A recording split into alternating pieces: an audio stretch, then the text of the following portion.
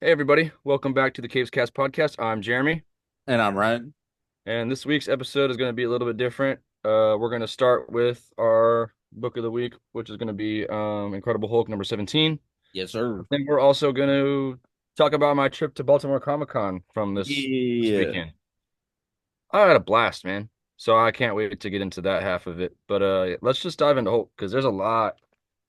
Yeah, we need to catch them up on what's Yeah. everything that's So happened so far. when was the last time we covered Hulk? Do you remember? I have no clue, but all we really need to know is Hulk's on a road trip, more or less. He's going to Vegas. Yeah, because like the whole situation is during that like frozen Charlotte. yeah, that frozen Charlotte arc, her soul was trapped or like her body was like I don't know, it was kind of weird. Did she turn her body into this like doll If or she did she put, take her yeah, they put soul and like her soul into it or something yeah. like that. So Yeah. like yeah, they whatever. Like Charlie is not Charlie anymore. She's this little doll, like this little wooden figure. And she's trapped in there. And Hulk's been journeying to Las Vegas to save her. But the last couple of issues kind of, you know, derailed from that, and we got a bit of an origin story with Eldest Yeah. and how she is connected to that like first Hulk from Time I of think it was called like Monsters. Enkidu or something Yeah, like. yeah, Yeah. yeah. And Kidu sounds right. But yeah, Yeah. that character first appeared in Immortal Hulk Time of Monsters back when Ewing was writing the series, and it was just kind of like a way for him to connect like ancient lore, like and like the one above below wall and Hulk, and tie it all together to the Green Door and other parts of the mythology that he established.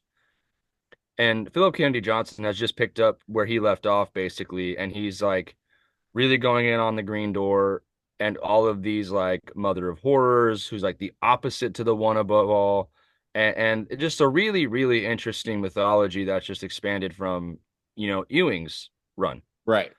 And we're kind of starting to the ball's starting to roll like a lot faster in that direction in terms of, Hulk and Eldest being, confronting each other and just where that's going to go. And Bruce is in an interesting position too because he's faced with a choice to either let Charlie go or let the Hulk go. Like and Betty is the one who presents him with that choice. But we Yeah, but don't he know kind of for knows sure. low key like it ain't Betty. Like that Right. ain't It's yeah, Betty. right. It's probably not Betty. It's just, one of the mother of horrors or eldest that's using her to get what they want from Hulk.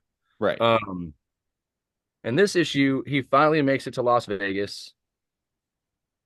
And Klein is killing it, man. I love Nick Klein's art. dude, yeah, this it's so crazy because like I missed him so much when he wasn't like doing issues of Thor. Yeah. But like all and as great as his art is like for this, I don't feel like the replacement artists for him have been bad. You know what I mean? Like Danny Right. Earls was a really good like second choice. Yeah. And you had Travel Foreman Oh do yeah. the Man Thing issues, and he was a great fit for that because he did a really good job back when he did Animal Man with Lemire. Yeah. So He, like he's just a really good fit. yeah. This issue kicks off like they're on top of the Luxor Hotel. These two girls are, and they kind of just made their way to Las Vegas to take a shot and be in the movies and be famous. And they didn't exactly get what they were hoping for. So it Right. looks like they were about to jump off of the pyramid. But this guy just comes up and says like, "Hey, like if you want to pursue greatness, like trust a stranger one more time, and I can give you what you're looking for."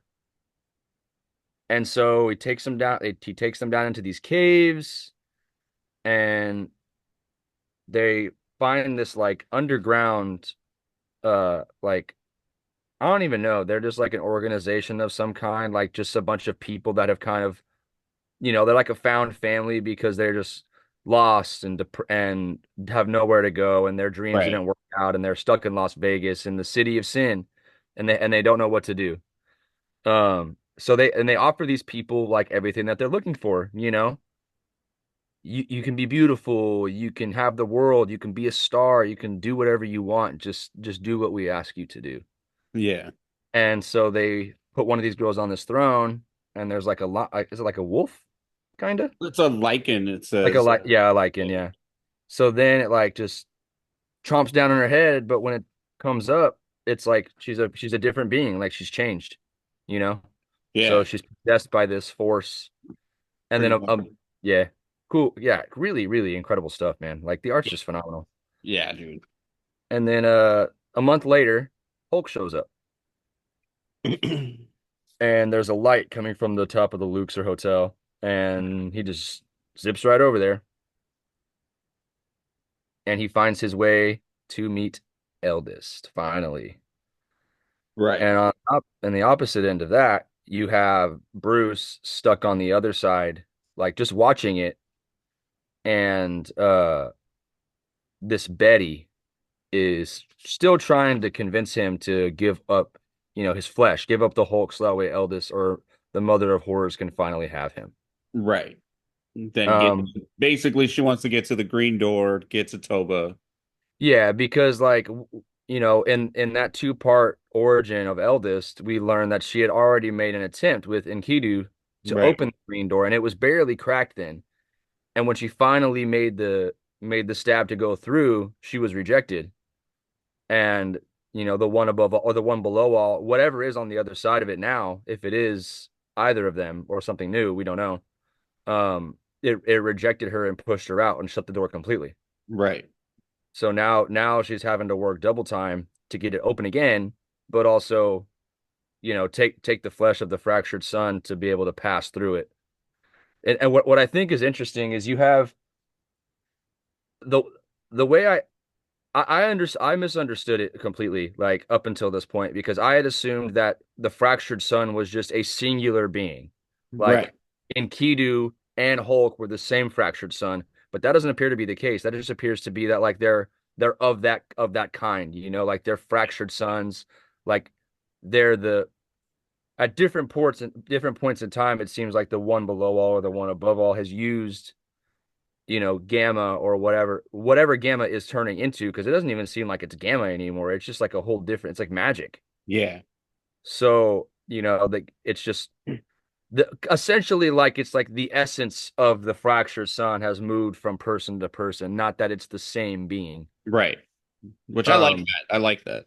yeah, and it's nice because Bruce Banner, Hulk, this fractured sun has a much stronger connection to all of that than I would say Enkidu did because Right. of everything that happened in Immortal Hulk.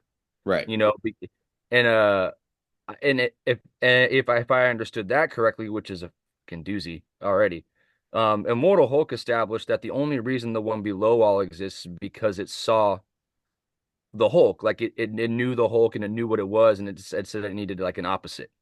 It needed its own Hulk. You know what I mean? To balance Right. things out.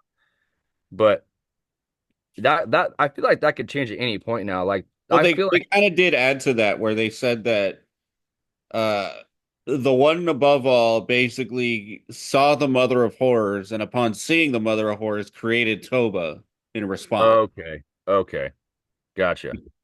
So basically, Oh, that was like back in like issue 8 or 9 when we did like yeah, the War Devil stuff. That's right. No, you're right.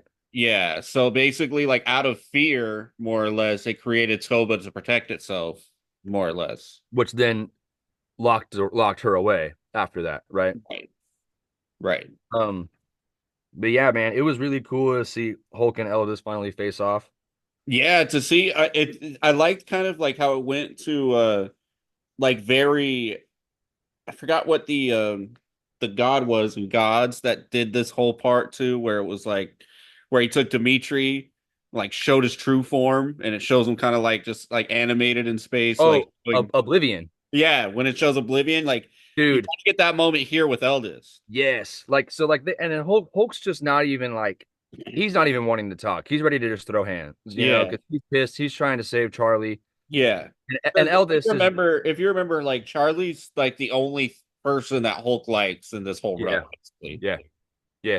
So, he even like I think it was like the third issue where he said like, "I like you, but if I find out you're helping Bruce Banner when he's out, Like Like our we're friendship is through. over. Yeah, Yeah. we're through. So and I think part of it is he sees a tortured soul like he sees himself, you know, Right. Well, because because like he was abused by his father and Charlie and she left was because abused by she's being hers. abused. Right. Yeah. So So he was, it's yeah. I okay. So before we go any further, solicitations seem to indicate that Charlie is getting powers in the next several issues. oh, cool. So I wonder if her powers, one, if they come from Eldest and the Mother of Horrors. If not, does she have a link to Hulk now? And if she doesn't have a link to Hulk, where are these powers coming from? Are they coming from the Frozen Charlotte stuff and the magic that was used to turn her into this doll? Could Like be. I don't know. Like I mean, obviously we have to wait and see, but Yeah.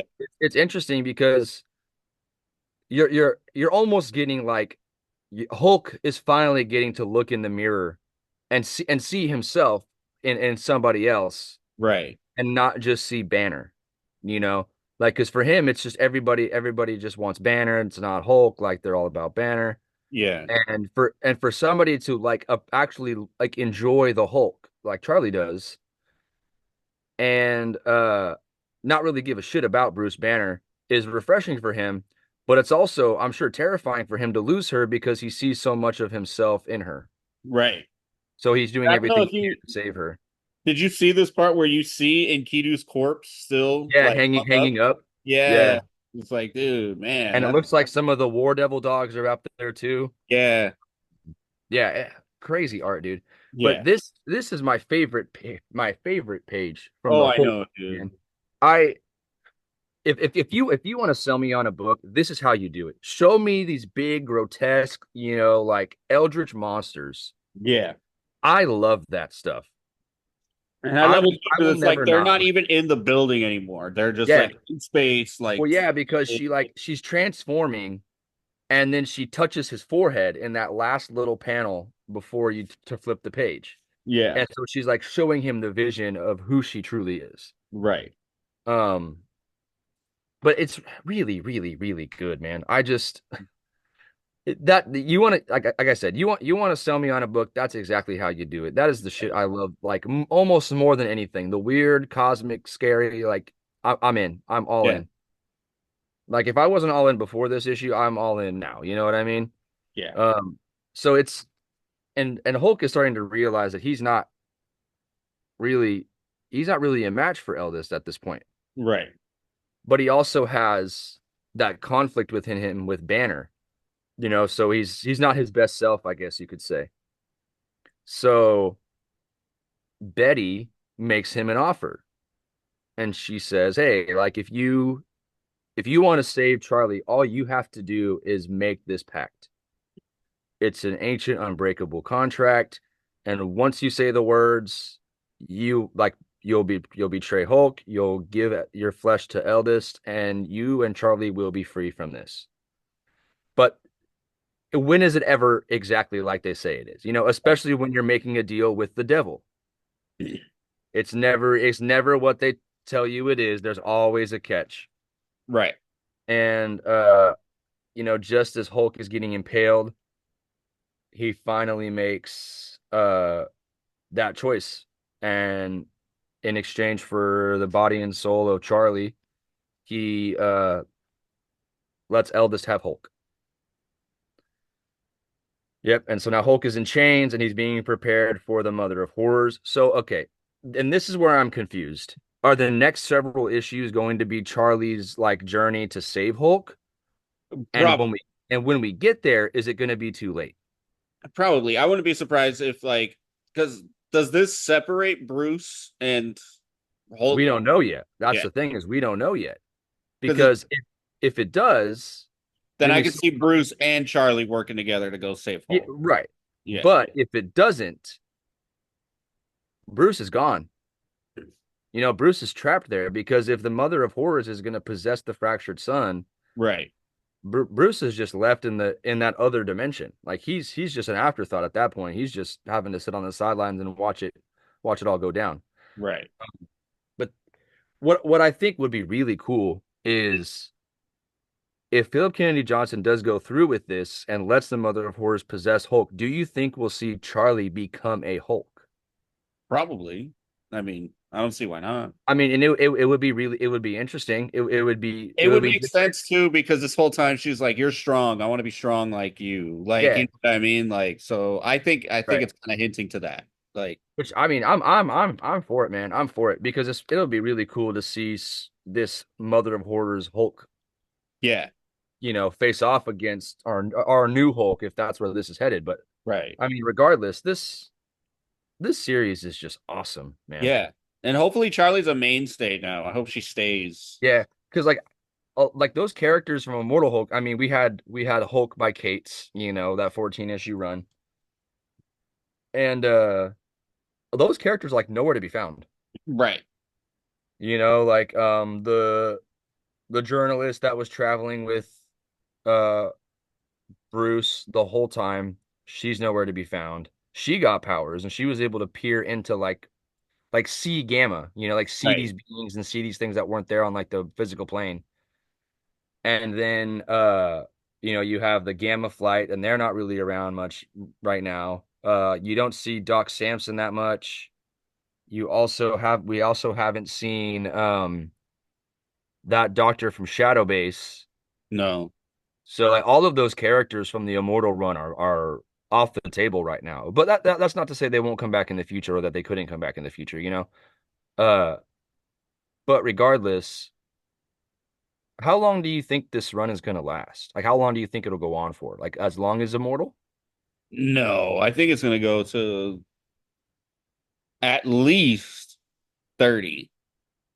Okay. At I least. could see that because I mean, I guess being at 17, from the beginning I didn't think 17 issues in we were gonna already have this like Bruce made that deal with Mother of Horrors. I assumed that would be saved for closer to the end. Right. And maybe this is like a halfway point, like 35 issues could Yeah, be. could be. So I mean, and that's how long Cates' Thor. I mean, not that that's relevant, but like Right. that sweet spot, like if it's a successful run and it's like people enjoy it, that seems to pretty much be the sweet spot, like 30 to 50. Yeah. I think a 50 issue run is so rare these days now that Right. I mean, it really there's sells only a better. handful of Marvel books that have reached that, like Yeah. in the last several years. Like you had, uh, X-Men. I would say X-Men was probably Yeah. around there because you had how many issues with Hickman before the Duggan relaunch, and that probably totaled in 50 or so. You Right. had Percy's Wolverine hit 50, X-Force hit 50. All of these X-Men books, I mean, and that's just X-Men, but you had Immortal Hulk hit 50. And there's not much. Oh, Kelly Thompson's Captain Marvel hit 50 issues. Okay. So I mean, there's a few runs out there, but they must just have to be like critically acclaimed, or just the writer must be able to sell the editors on the whole story for them to write 50 issues. Right. And it has to sell well the whole time. Yeah, exactly. Because I mean, Ewing is proof of the fact that you can have a well thought out story and you can use characters that nobody's used in years, and you can get canned after 5 issues because nobody read it. Right. And it's not that it's bad, it's just literally nobody read it. So which sucks because it's a really good book, and I feel like that book could have had some legs. There Yeah. is so much you could have done with that book. It was and not to like veer off of Hulk, but I mean it kind of is related because you have a lot of these series that are really, really good or have a lot of potential to be good later on, and they get cut way too short. Well, not even that. Like Ewing does like to connect his works, so I could see Avengers Inc. eventually connecting with what he did with Immortal Hulk or characters that he brought into Immortal Hulk, or Right. Or even so much as like what they could show up in Thor. yeah, So and Immortal Thor is another one I imagine that they won't cancel right, because prior to the first issue even releasing, Ewing had said he had plotted out over 40 issues already. right. So to have that kind of commitment from a writer like him, you're and especially on a mainline book like Thor, they would be stupid Well, to I think cancel. the like Ewing's Immortal line is something special. I think that's like an exception to the rule of Yeah, you know right. I and then speaking of like, these longer form stories, I want more of them, and I feel like Philip Kennedy Johnson is like another guy that can do it. He did it with Warworld Saga. He's still doing it with his Olgren stuff at DC. yeah, He's doing this with Hulk. I it just like it would be a missed opportunity to not let him just ride it out until he had nothing left. Yeah. Like, but we'll see. Regardless, I think this run as a whole has been phenomenal. Yeah. Same. Like, and it's crazy because prior to Immortal Hulk, it was whatever. Hulk was just kind of there, I you mean, know. besides like the Planet Hulk and your World War Hulk, or Right, and then I mean, Future Imperfect is good, but like Peter those are David's less classic Hulk run, stories. you Yeah, know. right. And Like, besides that, I would say Mark Wade's like indestructible Hulk run that he did. yeah, yeah. Besides that, Yeah, I mean, Hulk has just kind of been around. Like, I, and I feel like part of that problem was people just kept wanting to do the same stuff with him. Hulk yeah, smash, Hulk exactly. smash, Hulk smash, Hulk smash. So when Ewing finally got a hold of him, it was way different. Yeah. It was far different than anything we had seen from Hulk because it was straight up body horror. Well, that and it went back to that kind of simpler time where Hulk would only come out at night. Yeah, It was yeah, like that horror kind of Dr. Jekyll, Mr. Hyde werewolf kind of mhm, thing, right, and for him to go to that, which gave it that kind of, 60s to 80s kind of silliness on top of everything else he was doing was, right. I think And that it, and it kept it a it's tone. it's interesting to see the way that Hulk like he's so different now than what he was in Immortal. Yeah, But the through line of like the mythology that Ewing established and that Johnson is building on, like that's at the core of the series. Like I think it comes in like a pair, like you have to have that like mythology really, really tight if you're gonna tell a story like this for Hulk, but you also can't keep Hulk in the same place like as a character from run to run to run. right. So sometimes I feel like I yap too much, but No, like I it's there. love the There's just a fact that lot of small also parts. like he's using the only like there's not too many good parts I would say that you could use from Donny Cates' run, but the fact that he trapped him and Hmm. Hulk is bitter about it, I love that that's like still at the forefront of this, where it's like that's all I'm Right, really because taking from the run before, and right, I'm because taking it. it's not necessarily disregarding what happened. It's just not referencing it much. You know what I mean? Right, It's referencing the essential of some stuff happened between Hulk and Banner. They are not getting along, and they're probably not going to get along like for a while. right, So it's just like the fallout of that, plus the looming shadow of what Ewing established. It was kind of like the perfect storm for Johnson to come in and say, "Hey, I can still take what Cates did, and I can go back, to what Ewing did, but then move forward from there and not have to worry about any of the other shit that was done in the last couple of years." right. Because if you remember, even the relationship between Hulk and Bruce was different in Immortal Hulk, where Yeah, yeah, he was and like, they wanting I to mean they were protect Bruce. He wanted to protect Bruce, and right. then you see Bruce do him dirty in the next run, and then now you're seeing the repercussions of doing him dirty. So it's like, My yeah, my I my really hope, love the idea that Hulk is like just this like gentle beast deep down that just wants acceptance and just wants love and just wants that from yeah, Bruce, and Bruce will just never. right. I want now that we're talking about all this, it makes me wonder where are the other iterations of Hulk? Like where is Green Scar? Where is Devil Hulk? Where because this is clearly Savage Hulk, right? Or I I would I would say I so. would think. I would think. Savage Hulk usually talks like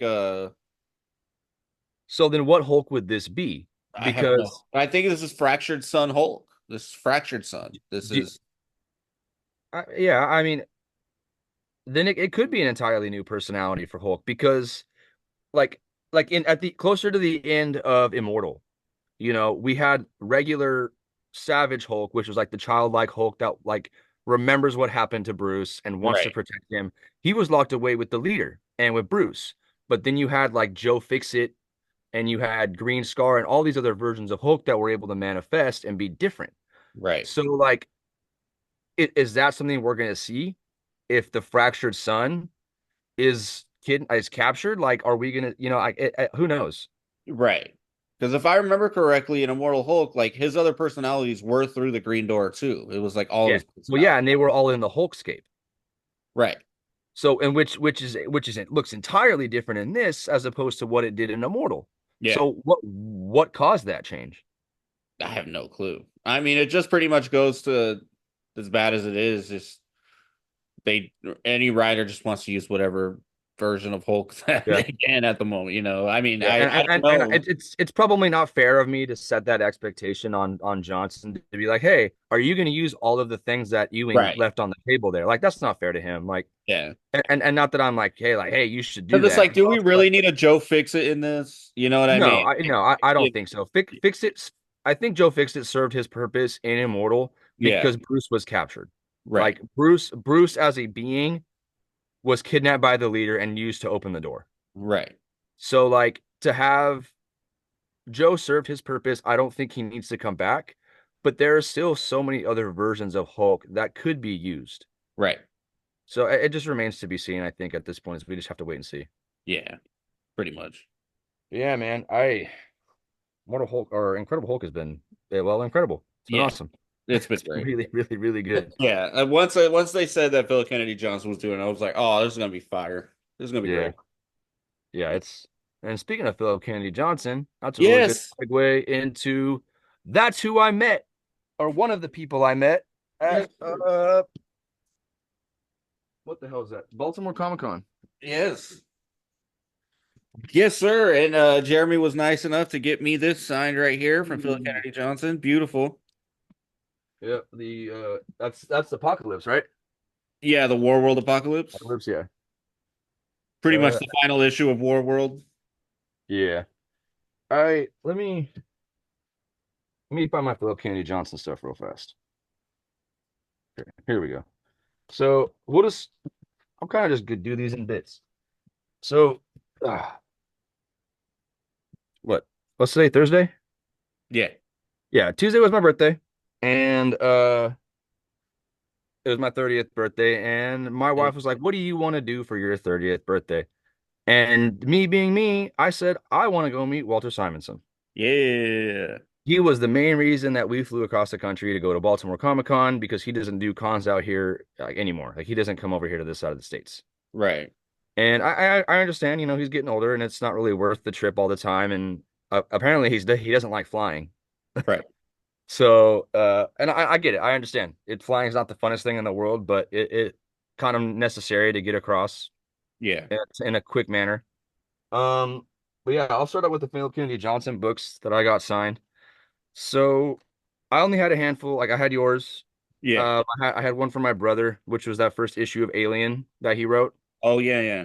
Yeah, and I had that one personalized for my brother. So my brother was stoked, bro. Like he was Yeah. so excited. I have that run too. Yeah. I've been following pretty much everything he's been doing.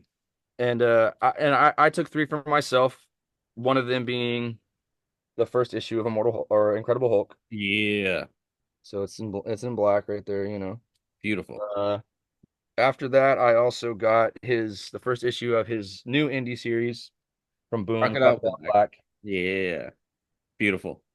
And then I also got the first issue of his first DC book that he did. It was a DC Black label, and it's called The Last God, book one of the Fellspire Chronicles. This is kind of a funny story. Not the story in the book, but about the title itself. So The Last God is actually already being used. It's like trademarked or copywritten or whatever. And he's had to change the name from The Last God to just the Fellspire Chronicles. Right. So and like when it got re-released, it's getting re-released as book one of the Fellspire Chronicles. But this book is described as like a high fantasy, you know, eldritch horror, almost like what happened if the Fellowship did not defeat Sauron, but lied about it and said they did. Ah. So I read probably the first 9 issues of this as it was releasing, and I ended up dropping it. Not because it was bad. I was just reading so many books at the time, like kind of like I am now, but I'm in a different position. I can afford to read more and pay for more. Yeah. Um, but at the time, like there were a lot of books I was reading, and this is just one that just got put on the chopping block. Not because it was bad. It was just like the one it was something that was like always sitting at the bottom of my pile. I just wasn't always like, oh, I need to read that next. Like that's what I read, and I really need to read that.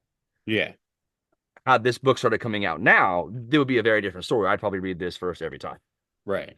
because it was really good. I really enjoyed it. Like looking back now, I wish I would have finished it because I still have to pick up the last three issues that I can't Right. find. I'm sure you can find them online. Yeah, I'm sure it won't be that hard, but like, I do plan on going back and rereading this and finishing it. So and when I spoke to him at Baltimore, he had said that he has plans to return to that series. So it will be cool to see him return at some point. That's cool. Yeah. Um, I also met a bunch of other creators. Let me see. So I'm just gonna go through like the stuff. I have a separate stack that's like kind of like my favorites from the trip, you know? So I've got this. It's Ooh. Thor, was it Mighty Thor 83, I guess Legacy 585, which was during the disassembled arc. And this is the issue where uh Thor like plucks out his eyes to gain the knowledge of like the All Father and of the World Tree and becomes the Rune King essentially. Right. He doesn't actually become the Rune King until 84. And then I also got the Doom one shot signed by Sanford Green, who does the interior art. I met Tom King again. He didn't remember me from my last encounter with him when I talked shit about Heroes in Crisis to his face. But I did it again. I said, Wow. "Hey man, Heroes in Crisis sucks really, really bad." But it's fine because you redeemed yourself with Supergirl and Helen and a bunch of other stuff you've written post that book. Right. So all is forgiven. We still kind of beef about it, but whatever. Yeah. I had a few titles, a few issues signed by him. I had the Supergirl Woman of Tomorrow David Mack variant, which I had signed by David Mack in November of last year, Right. also signed by King. Um, I got the first issue of Helen of Windhorn. Yeah. Uh, Incredible book, bro. Yeah, it is. It's so good. It Of is. course, I'm a sucker. I got the foil title variant. Yeah. And then I also have the Ash Can for Animal Pound, which is like a Tom King retelling of Animal Farm. Only five issues. It just wrapped up, and this is the Ash Can, so it's like the first 10 pages of the first issue. Really, really small print run. And it was funny because I walked up with it and he's like, "Oh, Animal Pound." He's like, "This is the first one I've signed." So it was cool that, at Right. least the Ashcan is what he Yeah. said. So that was cool. Another Ashcan I had signed was I had the Man's Best Ashcan signed by the artist Jesse Lonergan. Uh I was so prepared for this book to be like We Three. Oh, I know. It And when looks. I and It when looks I great. walked up when I walked up to him, I was like, "Hey man," I was like, "I just want to thank you for not making this book like We Three." And his only response was, "We were scared that that's where the story was going to go. So Yeah. when me and the writer talked about it, we said we cannot go there." No. So Thank. I It has a hopeful ending. So if anybody decides to read this series, just know you are not getting a We Three ending. It is a more of a hopeful ending than To that. be honest, that's the reason why I haven't read Animal Pound. It's like, dude, I don't want to see animals dying and like. That's every issue, man. It's Yeah. every single issue. Exactly. That's why I'm like, man. Uh, yeah. And then I got the first issue of Hickman's Avengers signed. Jerome Pena was there. I had him sign this, and then I had him sign issue 4 of Infinity, which is Yeah. that iconic Thor moment where he throws the hammer and it circles back around and goes through the builder, and the war starts basically. Yeah.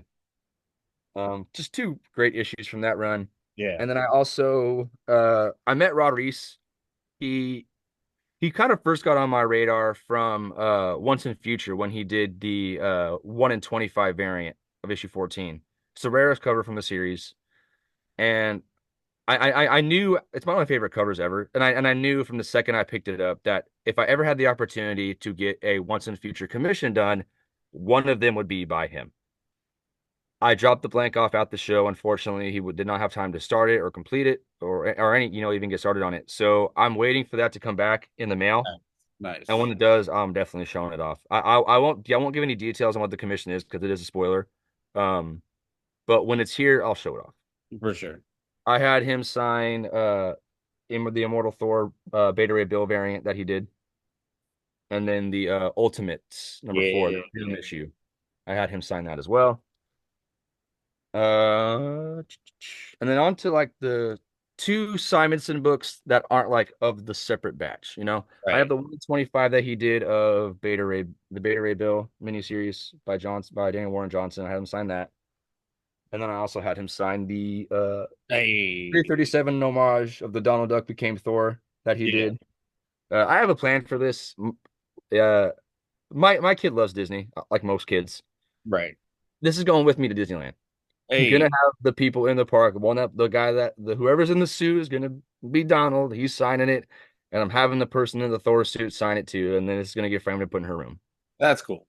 It's just something fun I took with me. It's something that like that I can look back and have like fond memories about. Yeah, for sure. And then here's the big stack. Let me get the littler ones out of the way that aren't like original. Because I walked out of that show with some original art, man. Yeah. So here is. Let me show off my other Rod Reese. So this is the 1 in 25 once and future one that he signed. And then I also have the Radiant Black issue number 1 signed by Kyle Higgins and Michael Cho. Michael Cho did the cover art. I have the first appearance of Rune King Thor, the newsstand edition. You can't really see it, but Epting did a Rune King remark for me Yeah. on the corner here and then signed it in gold right here. And then I have, of course, like the trifecta, Beautiful. 337, 330, 338, and 339, all newsstand copies, all signed by Simonson, because there's no way I was not going to walk out of that show with having stuff signed by him. He was the Right. reason I went. It was such a blast. I also got first Malekith signed by him. And then the Yeah. final three, because we only have like a minute and a half left, I'm going to go, bottom to top. Trish Hey. Forstner, who did Stray Dogs and Feral, did a Sonic for my kid. And Hey. then I had Michael Cho do a Radiant Black remark for me. And then Kyle Higgins did a little Radiant Black logo and then said Stay Radiant. Yay. And then, oh, I'm missing one. Where did it go? Shit. Oh, Uh, here. I had David Peterson sign Mouse Guard Winter 1155, issue number 1. And I only have less than a minute left. But here's the two big pieces, bro. The David yeah. Peterson Beta Ray Bill and my Simonson piece. I could like die happy, man. Those are You know so, what I mean? Like my collecting days could be done and I could be done. I could be happy. so sick. Uh there'll be more about this when I post about it on my page, but thanks for tuning in, guys. We appreciate the views. We appreciate the talk about the show. We'll catch you next time. Peace. Later on, guys.